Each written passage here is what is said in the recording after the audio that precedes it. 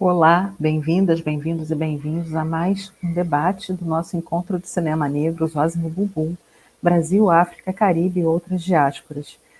Essa conversa de hoje é para a gente saber um pouco mais sobre a produção que acabamos de assistir, Cavalo, de Rafael Barbosa e Werner Salles. Sejam bem-vindos, Rafael e Werner, muito obrigada por terem vindo conversar conosco. Nós estamos muito felizes com a presença de Cavalo no Encontro de Cinema Negro desse ano. E acho que a gente pode começar conversando mesmo sobre esse processo de produção e de direção, do encontro de vocês com esses atores, do próprio tema que Cavalo traz, que é um tema que acho que é, para além de instigante, é um tema, assim, acho que é apaixonante, e eu fiquei pensando mil coisas a primeira vez que eu vi. Eu falei assim, gente, eu podia, sei lá, exibir Cavalo em todos os lugares, eu podia exibir, inclusive com projeção na rua, de cinemas, para fora da tela, enfim. E a gente queria conversar um pouquinho com vocês sobre o filme, e aí a gente vai tecendo essa conversa, esse diálogo.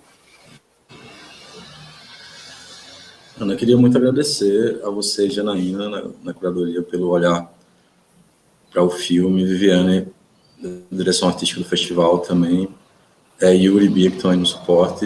Para a gente é muito importante estar no Zózimo, que é um espaço de cinema que eu acompanho com muito carinho. Já participei em 2014, estou bem feliz de voltar. Então é uma felicidade enorme para a gente estar exibindo o filme e estar aqui nessa conversa agora, compartilhando nosso processo.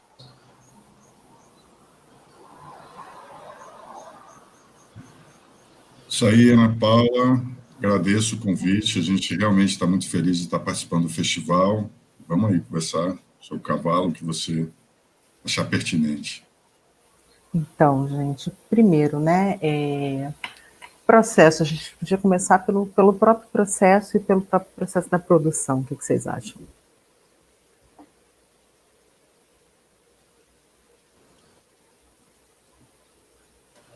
Werner, você quer começar?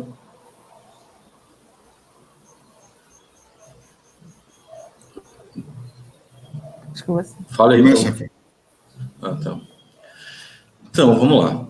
Eu acho que a história do Cavalo ela começa em 2011, quando a gente aprova um edital. Werner dirigiu um filme chamado Exu, Além do Bem e do Mal. Que esse edital foi aprovado em 2011 e a gente realizou o filme em 2012. O Werner me convidou para produzir. E eu trabalhei também na pesquisa junto com ele, E para nós foi uma primeira experiência de uma vivência com as religiões de matriz africana que nós não tínhamos. A gente, naquele momento, teve uma curiosidade grande de investigar o tema de Exu, que é um tema muito complexo, muito fascinante. E aí, para realizar o filme, a gente precisou de uma imersão profunda. A gente visitou quase todos os terreiros aqui de Maceió, numa relação também de conversa, de troca com os sacerdotes, com os religiosos, acompanhando, conhecendo as festas, os rituais. E aí a gente lançou o filme em 2012, mas foi tão forte esse contato que nos marcou muito, assim, para mim, foi transformador para mim na minha vida. E a gente entendeu ali que aquela história não tinha acabado, que estava só começando, na verdade. Então, eu particularmente, assim, tenho minhas motivações, o Fernando também tem as dele, mas eu acho que se seguiu daí uma pesquisa, uma vontade de aprofundar, porque é um universo muito maior do que um curta-metragem e do que muitos longas-metragens, não só um, na verdade. Mas a gente sentiu que levar aquele impacto, transformar aquela sensação que a gente teve numa experiência, compartilhar aquela experiência, buscar maneiras de transformar aqueles sentimentos que a gente teve em cinema, seria um processo importante. E foi aqui em 2015 a gente surgiu um edital para um primeiro longa aqui em Alagoas, longa realizado com recursos públicos da Ancine, arranjos regionais, e a gente propôs o Cavalo, que foi maturado nesses anos todos aí de pesquisa. O Werner pode falar um pouco mais também do ponto de vista dele.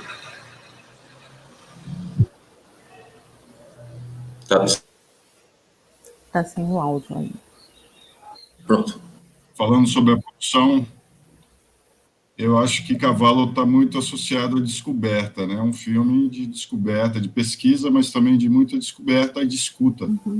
Quando a gente ganhou o edital para fazer o filme, a gente tinha um pré-roteiro de um documentário mas a gente decidiu fazer um teste de elenco, chamar artistas negros de Alagoas que tivessem um trabalho com o corpo, que tivesse de alguma forma ligação com religiões de matrizes africanas ou não. E acho que a partir do teste a gente teve um impacto muito forte quando a gente encontrou com esses personagens, né, os 7 que estão aí no filme. E a partir daí foi um trabalho meio de escuta e de tentar entender que filme a gente podia fazer com a força e a potência que esses personagens tinham dentro da proposta de Cavalo, e a gente foi fazendo um filme muito seguindo a intuição, com muita sensibilidade, tentando realmente fazer um filme a partir de um tempo próprio. Cavalo tem um tempo próprio dele, um tempo de escuta próprio.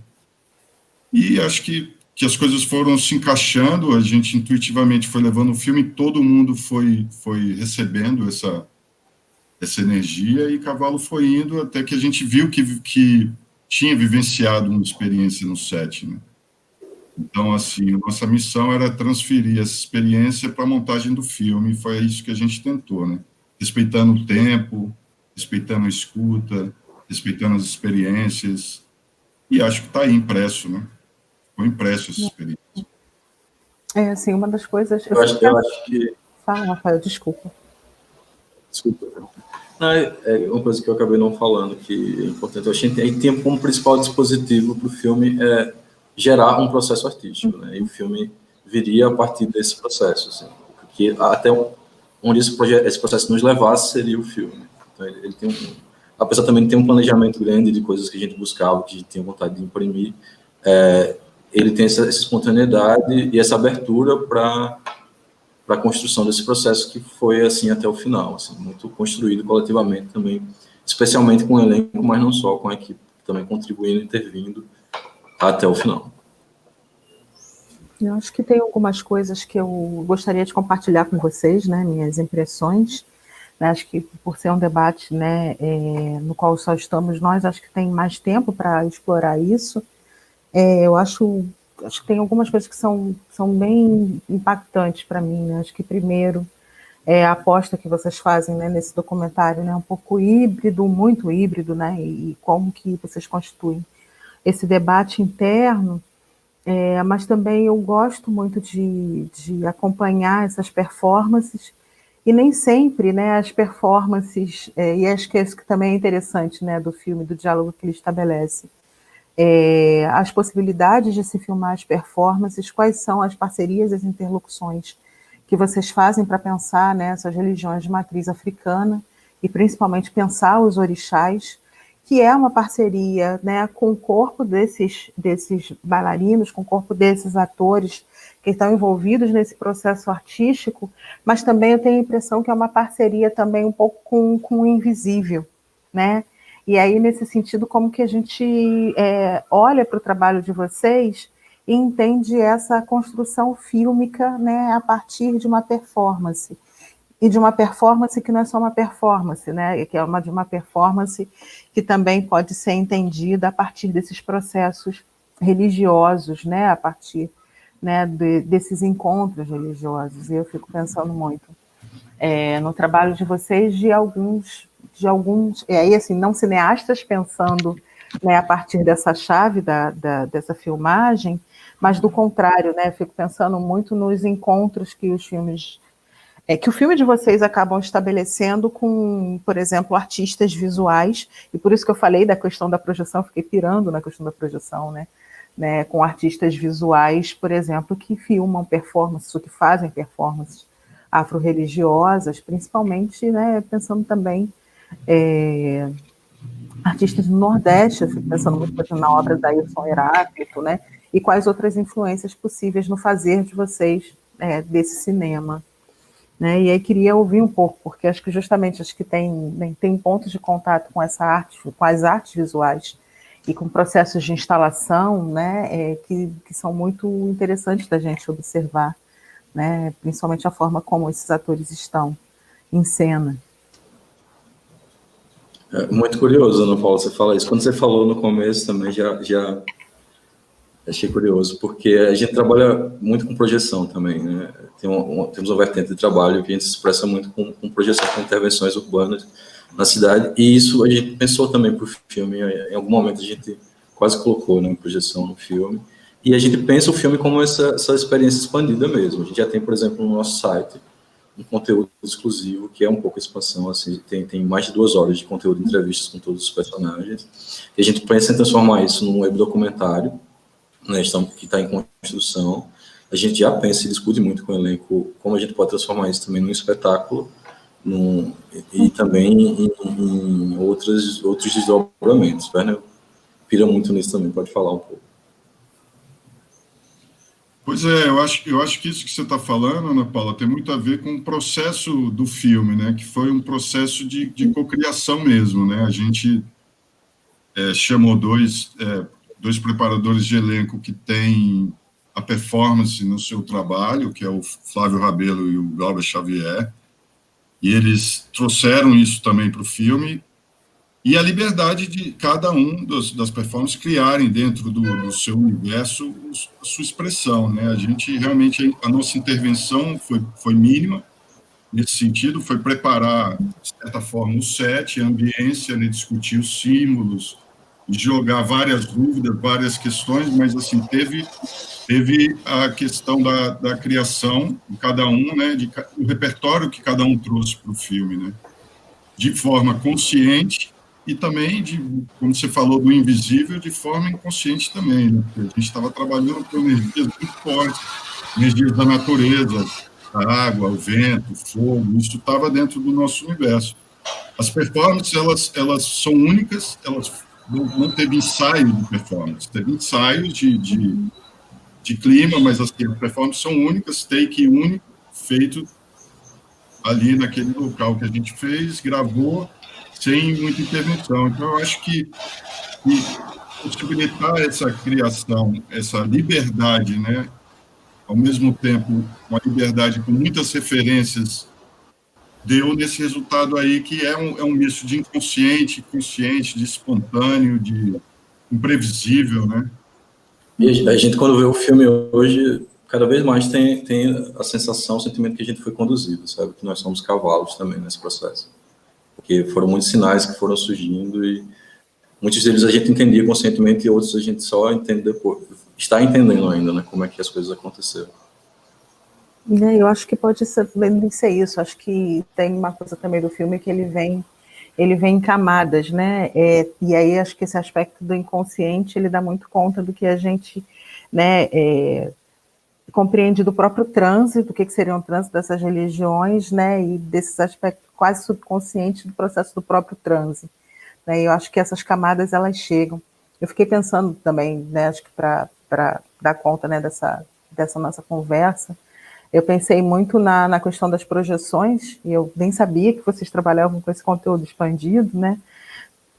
Muito no sentido de pensar a presença, primeiro, né, a presença da ancestralidade, né, de uma forma, né, onipresente, né, mas também de pensar que a presença dos orixás na cidade, ela está em todos os lugares, na realidade, né?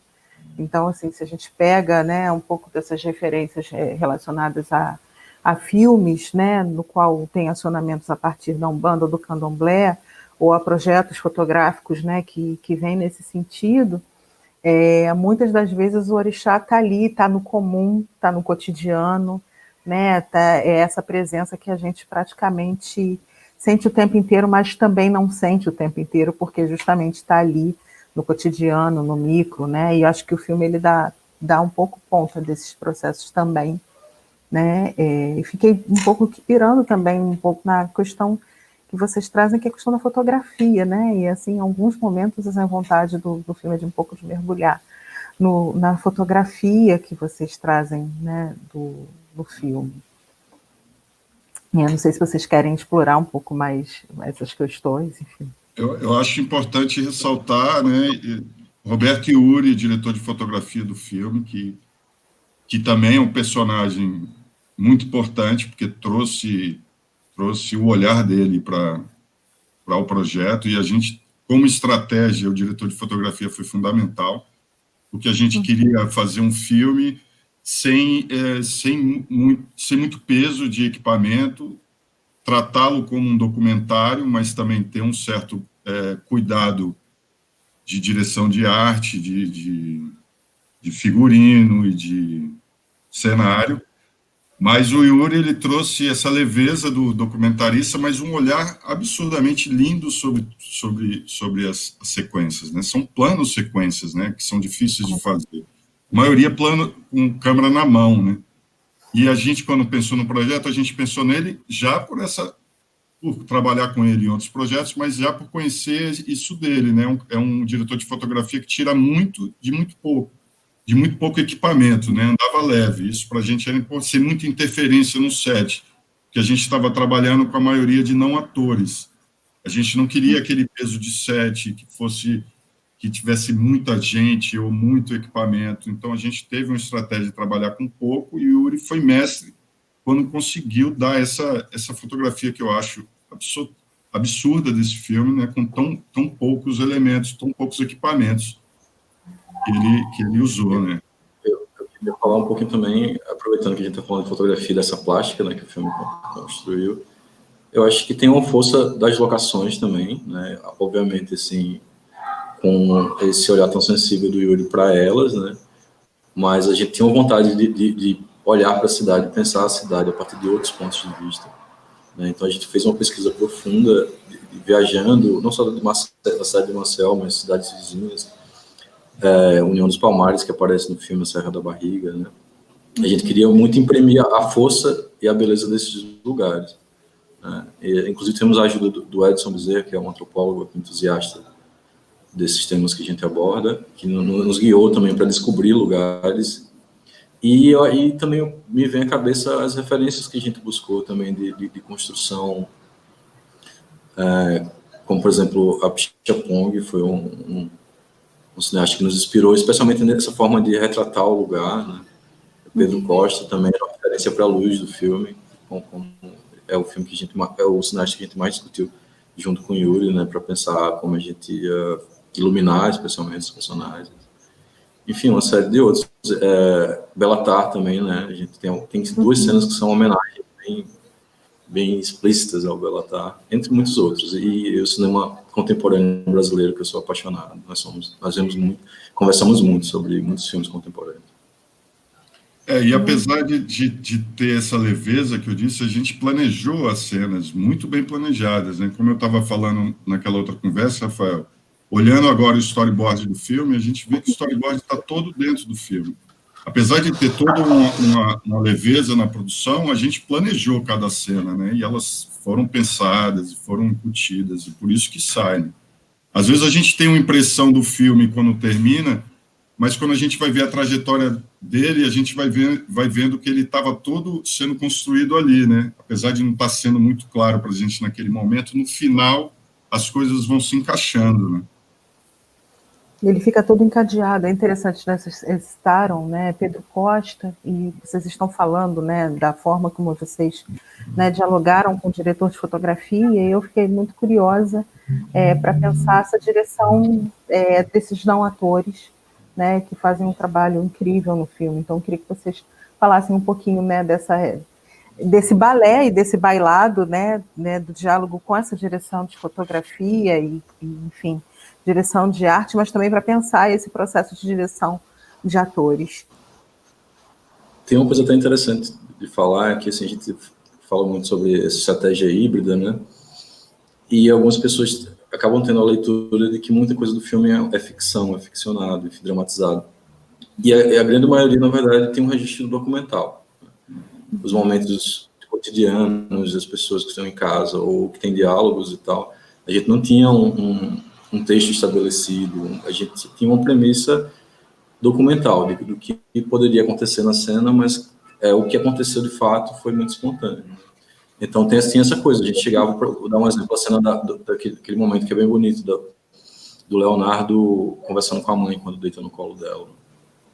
A gente tinha essa informação do conflito que existia entre aqueles dois personagens, que ele um babalorixá muito jovem e com a mãe que é evangélica, que isso trazia algumas questões para eles, né? E a gente criou no roteiro uma cena em que eles poderiam conversar sobre aquilo ou não poderiam, simplesmente seria um momento de afeto, O ponto de partida para a cena era esse, um encontro entre mãe e filho. E aí aconteceu daquela maneira, a gente pôs, e tinha uma música também que a gente colocou para ela ouvir.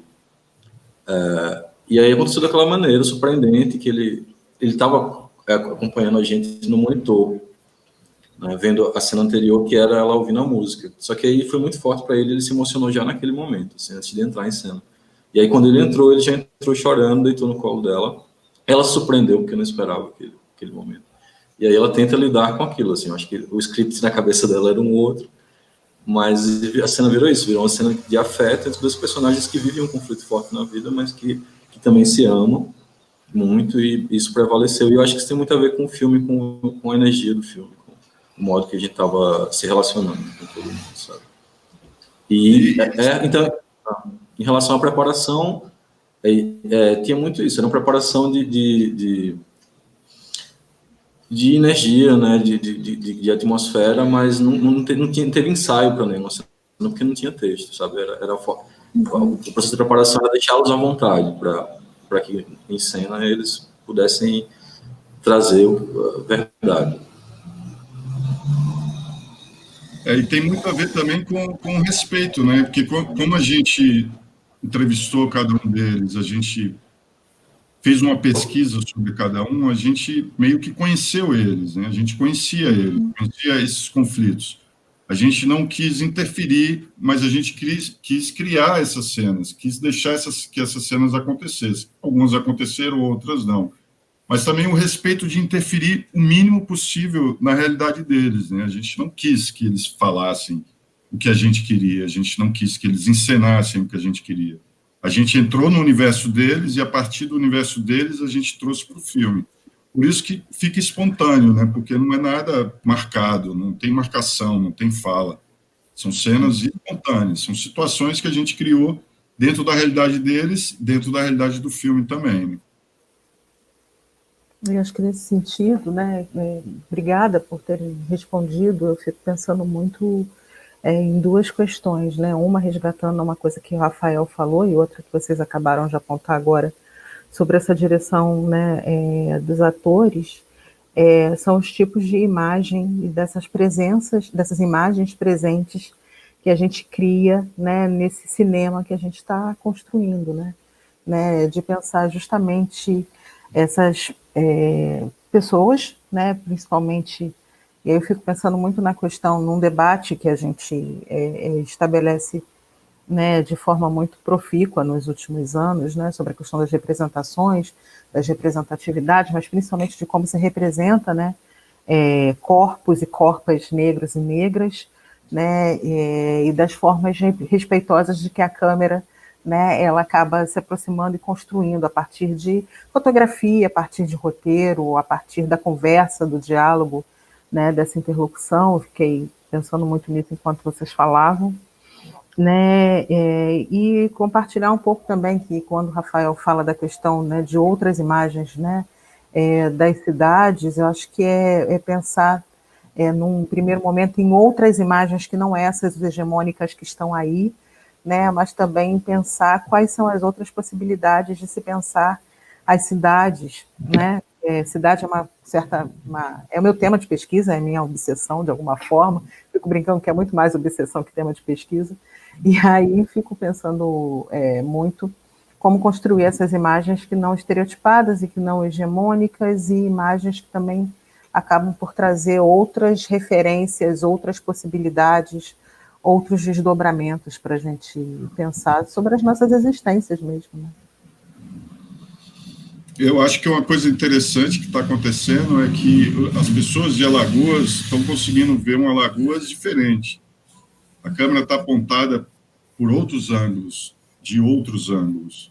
E é interessante, porque Alagoas está muito associada a sol e mar, questão turística, o litoral, como um ponto principal da cidade. E a gente foi para outra área, a área da lagoa, a área do mangue. E eu acho que essa forma de ver a cidade também, de estar em outro lugar da cidade, ela trouxe algo muito forte para o filme, quase como um personagem, né? A cidade está ali como um personagem, né, do filme, no próprio elemento, né? Nos elementos, a lama, a água, a chuva. Eu acho muito interessante isso, porque o filme ele tem muitas imagens inéditas da cidade, sabe? Que eu nunca tinha visto em outros filmes. A gente pode apresentar ângulos da cidade que são belíssimos, né? Então, eu acho que isso chama atenção para as pessoas conhecerem esses lugares. Eu tenho ouvido pessoas que perguntam onde é porque querem ir naqueles lugares. E são lugares próximos, assim, que a gente não acessa porque são invisibilizados, porque são nas periferias da cidade, né? Sobre essa coisa que você falou, Ana Paula, da representação também, isso foi construído no filme com muita conversa, com muita construção, né? A partir desse processo coletivo em que tudo era muito conversado e a própria, assim, os personagens estavam buscando se representar de certa maneira, né? Porque o que eles diziam para a gente na entrevista era o modo como eles se veem, né? De certa maneira. Então, e foi o que nos atraiu muito neles, assim, que tem a ver com um discurso de afirmação muito forte, que é algo muito contemporâneo. Eu acho que o filme consegue trazer, de certa maneira, também um registro de uma juventude contemporânea brasileira que tem buscado essa conexão com a ancestralidade e afirmado muito ela, né? Apesar de quando a gente começou a pensar o filme lá atrás, 7, 8 anos atrás, isso não era tão presente, mas nesse processo essas buscas se encontraram, né? E aí o filme acaba também se tornando muito contemporâneo por isso, né? E aí eu acho que essa representação ela é uma construção muito da escuta. É lógico que tem nossa visão e tem a visão dessa soma da equipe pensando em tudo, assim. Até no figurino, por exemplo, aquela cena da dança no espelho d'água, né, da Joelma, em que ela tá nua, aquilo foi muito conversado, e era vontade dela fazer o nu ali, porque, enfim, o nu para um dançarino é um recurso muito potente, né, porque tem a possibilidade de explorar o corpo, cada músculo, né, e a gente tinha uma preocupação, mas conversava, entendia, a gente acabou, a equipe de direção de arte, e junto com a direção e com ela, entendendo que a gente providenciou um figurino e se ela se sentisse à vontade, ela tira, aliás, se ela quisesse tirar, poderia tirar no meio da cena. E aí aconteceu, metade da performance dela ela fez com o figurino, e em algum momento ela decidiu tirar e fez a outra metade sem o figurino. Sem o figurino. E eu fico pensando, enquanto você fala, Rafael, né, Werner, né, um pouco no momento político que a gente está vivendo, né? Então, acho que também o filme, de muitas formas, na sua construção, acaba reverberando esses momentos políticos do qual a gente está falando, né, de autonomia, juventude, empoderamento, né, construção narrativa, né, dos próprios olhares negros. É muito interessante, porque aí os corpos entram praticamente no processo de coautoria com vocês, então também é interessante da gente pensar, né, nesse processo como uma espécie de reverberação desse momento político, um pouco também do que a gente vive nessas questões, enfim. Totalmente. Eu acho que... E só fazendo um adendo do que você estava falando, eu acho que a questão da representatividade é que os personagens, eles se impuseram, né? Eles são personalidades fortes, né? Se apropriaram do espaço que tinha no filme, da forma que eles acharam que deveriam fazer. Então, isso que eu achei muito bacana, essa espontaneidade e essa força que, de certa forma, surpreendeu a gente nas pesquisas, mas que surpreendeu a gente no filme também, né? A força e a confiança, a autoconfiança de todos eles, e se impor a arte deles, o corpo deles, e se apropriar do personagem, se apropriar do tempo do filme, se apropriar do espaço, da forma que eles se apropriaram. Eu acho que isso foi a coisa mais bonita do filme, é a força do filme, né? E ele é totalmente anti essa política que temos aí, né? É um filme sobre liberdade, sobre corpo, sobre grito, né? É um filme que... sobre resistência, né? Sobre resistência. E a resistência a partir da arte, eu acho que isso é uma força grande do filme. Né? Não é um discurso político, é um discurso poético, né? E assim, um poético... Acho que político a partir da poética, né? Acho que tem um grito poético aí que reverbera em tudo, né? Eu acho que sim. Eu fiquei muito impressionada enquanto vocês estão falando, estou imaginando, né, essa imposição, a partir como se fosse mesmo o processo de incorporação, né? A imposição e como que isso se coloca, né? À toa que o filme tem o nome que tem também, né? Acho que se constrói da forma como se constrói. Gente, assim, se vocês quiserem, acho que a gente está aqui aberto para ficar conversando. Fiquem à vontade se vocês quiserem trazer alguma coisa que vocês gostariam de falar para os nossos, né, para o nosso público, enfim. Ao acompanhar esse espaço, até como o Zózimo, né, que é um espaço tão incrível, eu fico pensando na potência do cinema negro contemporâneo, né, como ele está cada vez mais forte e ocupando os espaços. A gente está participando da AMIB também, que é uma mostra de Salvador, e eu passei o dia hoje vendo os filmes e muito feliz assim, com a potência artística de tudo. Então, é um grande momento no cinema negro brasileiro e eu acho que está só começando. Axé. Se vocês quiserem, para a gente ir para as considerações finais, fiquem à vontade. Bom, agradecer, Ana Paula, aí o convite do festival, a curadoria, o debate, cuidado, a atenção que estão dando para Cavalo. E a gente fica muito feliz, assim, acho que essa modalidade de festival online, ele tem os seus prós e os seus contras, mas os seus prós é que ele democratiza, mais gente pode ver um filme no Brasil e no mundo inteiro. Isso está sendo uma grande surpresa para a gente.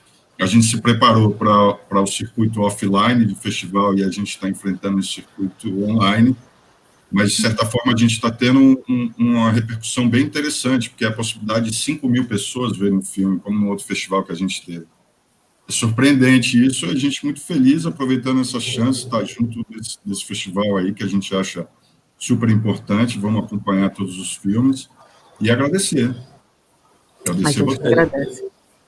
Deixa só um recado também, que quem quiser saber mais sobre o filme, ou quem não está vendo o debate e não viu o filme, a gente tem um site cavalofilme.com.br e nosso Instagram é @cavalofilme. Então a gente está atualizando lá as agendas de exibição do filme, os prêmios que ele tem recebido. Então quem tiver interesse é só acessar, e eu agradeço ao Zózimo, agradeço a Ana Paula e o Uribe, que estão aí no suporte, todo mundo. Muito obrigado. A gente que agradece a confiança, a parceria, né? E todos os caminhos abertos para o Cavalo, para vocês. Muito obrigada. Obrigado.